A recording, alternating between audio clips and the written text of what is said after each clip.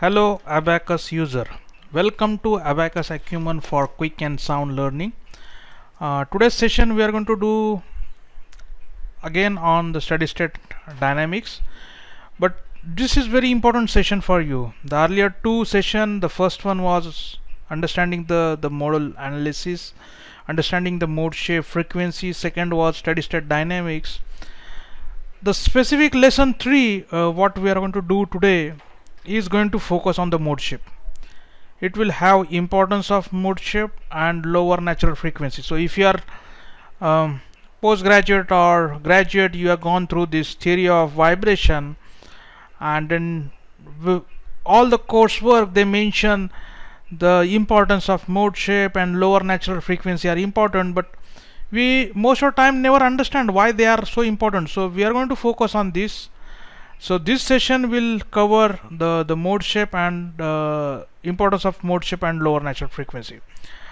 Before going to that, I'll strongly recommend you to go to our two videos. The first one video, Abacus Standard Fundamentals and Modal Analysis, so you'll understand the details about the modal analysis, mode shape and natural frequency, and then steady state dynamics, the other video where you'll understand the steady state dynamic harmonic loading. Now this particular video, so this is exactly what we have done in the first video. So we done a mode shape. So this is a I section and this is 1000 meter long, and we fix at one end. So it was fixed at one end.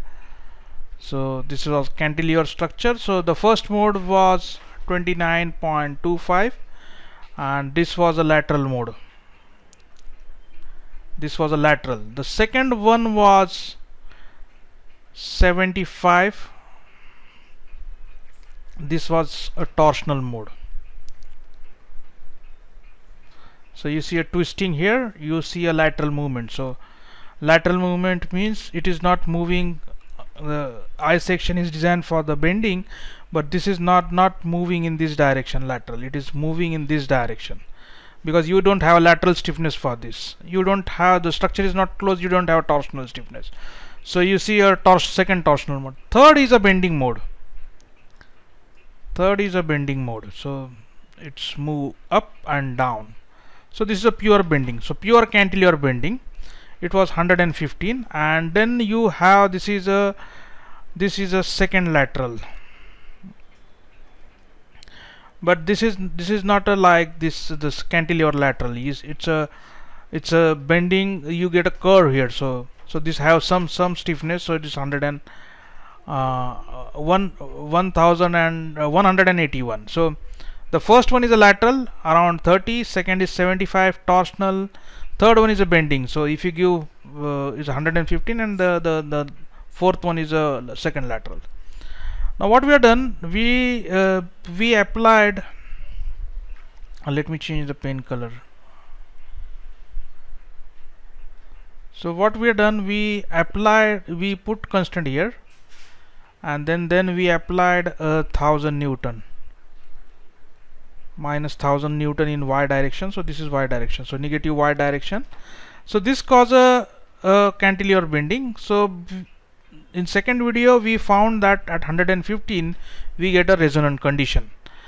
We applied 1000 Newton, we didn't find anything abnormal displacement at 30 or 75. We see a resonant condition at 115. So this is what actually we done in second. So around near to this 115 Hertz frequency, so you applied a load in a frequency domain. So you find there is a amplification, very high amplification of displacement, and then you see something like it 30, you doesn't see anything happening here.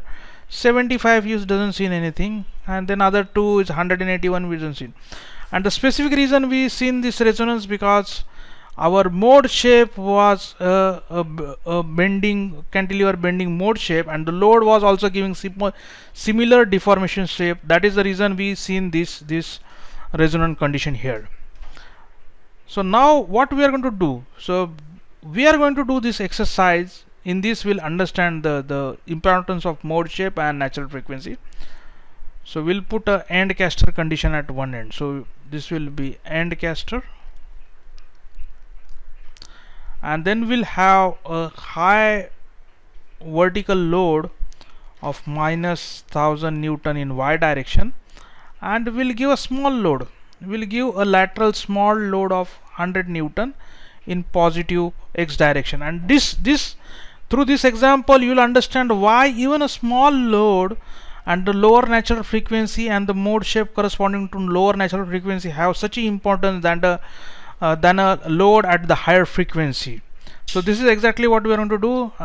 We'll use SI unit, ton Newton millimeter second, a typical steel property, and then we are going to do a steady state dynamics problem. So let's move to the problem. So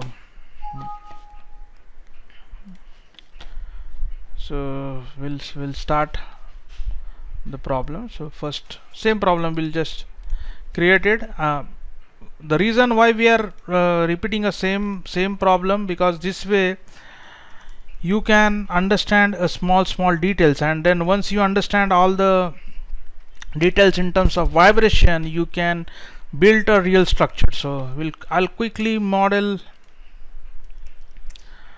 the I section. So I put 0 0, then I put 0,50, then 0, -50, so I get 100 depth. So this is what actually I got 100 depth. So I'm going to, this is 100 depth, then I'll have 25 here,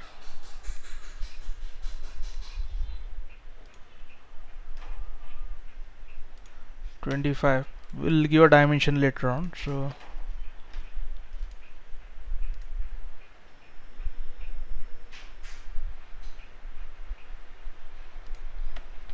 we built it, so we'll quickly give a dimension. Depth is 100, so top is 50, this is 50, this is mine is 25, this is not 30, this is my 25, this is perfect, then this is 25, which is right, this is 25. So depth is 100 and the flange is 50, so we've done it. So we are going to give 1000 as a, so we got this, so we got a structure, so it's I structure. We'll quickly create a steel property.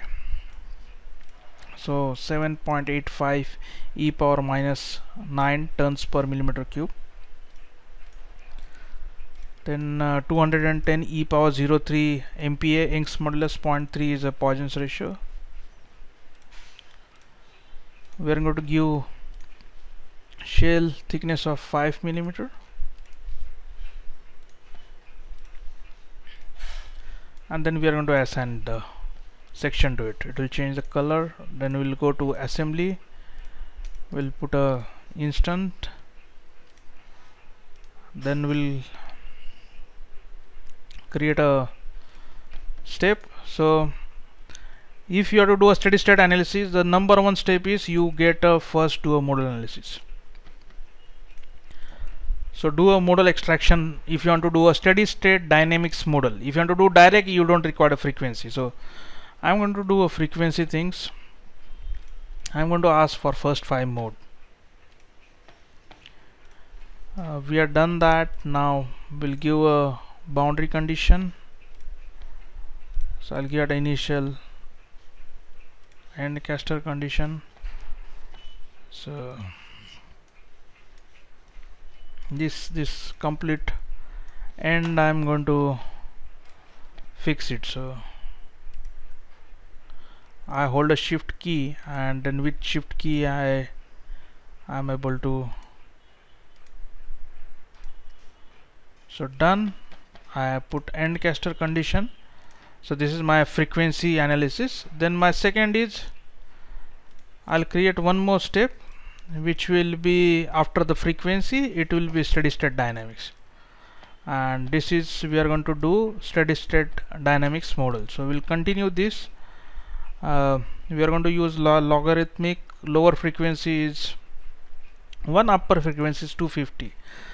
So we are going to see in this range what exactly happened. This is what frequency area of interest. Damping will put a structural damping for 1 to 5 mode, and the structural damping is 5%. If you have external damping, friends, we are going to have one more session specifically on the damping part. So other than structural damping, the external damping, how it is important, how much actually it contribute, that will study, but not in this session. This is mainly understand the lower natural frequency in mode shape and the response in terms of resonant. So we done that. We are given this. Now let me one more check. We are given this damping, structural damping, we are given all basic things we are given. Now I am going to put two loads. One will be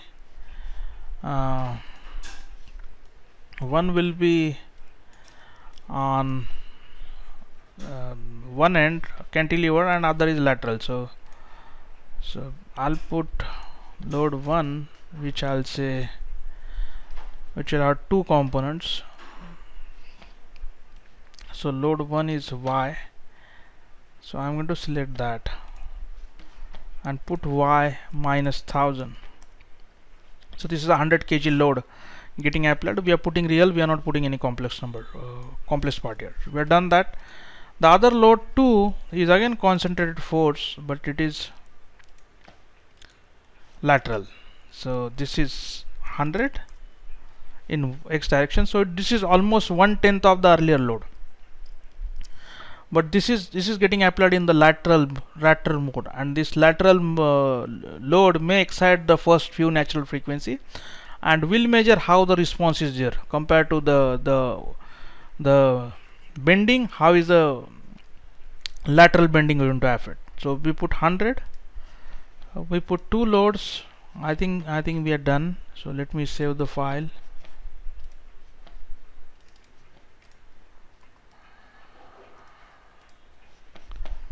We'll quickly create a job.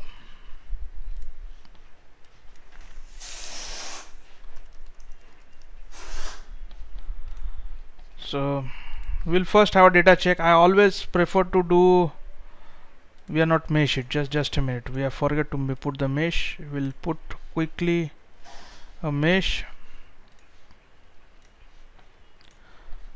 So generally I prefer to do a medial axis chords. We are going to put 7.5, and then we were going to put S4R. So we have done that. We'll just put mesh, and then we can just create a job. So put a data check. It's a good to have a data check, so that way you understand if there is any issue with so we just submitted for data check. Let's check. So it's done. So we'll submit it for the analysis, and we'll just wait for.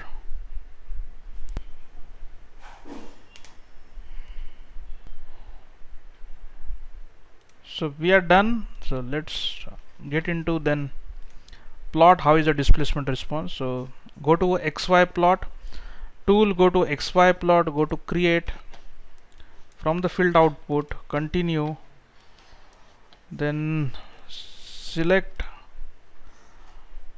special displacement magnitude, unique set, you select set 2 because we already applied the load there, so we can see the set 2, and then the active steps is not frequency, so SSD2, and then plot it.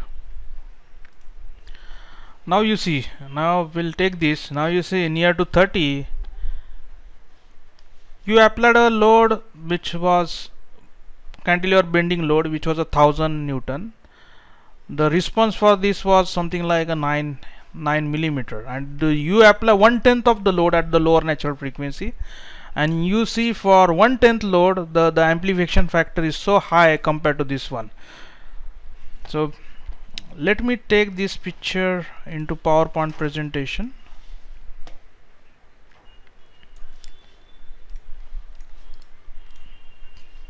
And then we'll quickly discuss.